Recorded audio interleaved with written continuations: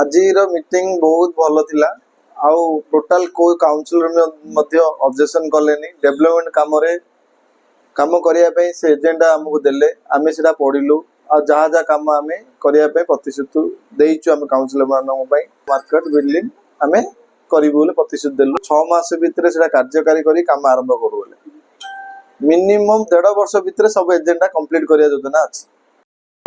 ଆପଣ ହେଲେ ବିଜେପି ର ପ୍ରଥମ ବିଧାୟକ जोटा कि एई गड़े ए नहीं आपण कौन कहबा केते खुशी अछन आपण गड़ फड़ किसी ना सब जनता जनता जनार्दन नहीं जोटी देखंतु तेणुक देखु आज बहुत दिन प्रतिज्ञा पर सुरुखुर कोदला एनएस काउंसिल बड़ी मीटिंग सरी आज बैठक निष्पत्ति है जो ट्रिपल इंजिन सरकार अच्छी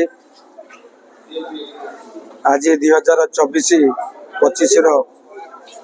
एस्टिमेटेड बजेट है एनएस में बहुत कार्य बाकी अच्छी ताकि सफल भाव करवा एवं यथाशीघ्र करवा तापर मध्य चर्चा है जमीती कि आज कोदला गोटे भल ऑटो स्टैंड आवश्यकता रही गोटे मार्केट कम्प्लेक्स आवश्यकता रही एनएस निजस्व बड़ बिल्डिंग आवश्यकता रही एवं वर्षा दिन आगामी दिन वर्षा आसो यथाशीघ्र केमती माने जरूरी कारण भितर रोड को काम करवा आलोचना है लोक मानकर जो आशा आकांक्षा एवं जो परिवर्तन नारा एवं विशेष भाव गरीब माँ बापा जो मौलिक अधिकार वंचित अच्छा तार समाधान रास्ता सर आ गोटे मुख्य समस्या है एवं एनएस जेकोसी समस्या समाधान यथाशीघ्र करने आज बैठक में आलोचना है। देखो मो अंचल परिचय ओडिशा मानचित्र रे कुआडे सबुठ अधिक दादन मो अंचल जाती तेणु प्रथमे तो मो अंचल परिचय ओडिशा रे सेया रही तेणु ये केमी युवक मान कर्म निजुक्तिर सुजोग सृष्टि कराब सेटा आमर मुख्य लक्ष्य रहिबो।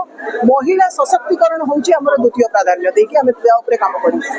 देखंतु ऑलरेडी पार्लियामेंट रे कथा आमे मोर केंद्र मंत्री मानक सहित चर्चा मध्य हेची कोन करी हबो कौ रास्तार गले मो लोक ये अधिकार अधिक निजुक्ति पाइपर से विषय में चर्चा आलोचना खूब शीघ्र आम कौ गोटे निष्पत्ति पहुंची निष्पत्तिर घोषणा। धन्यवाद।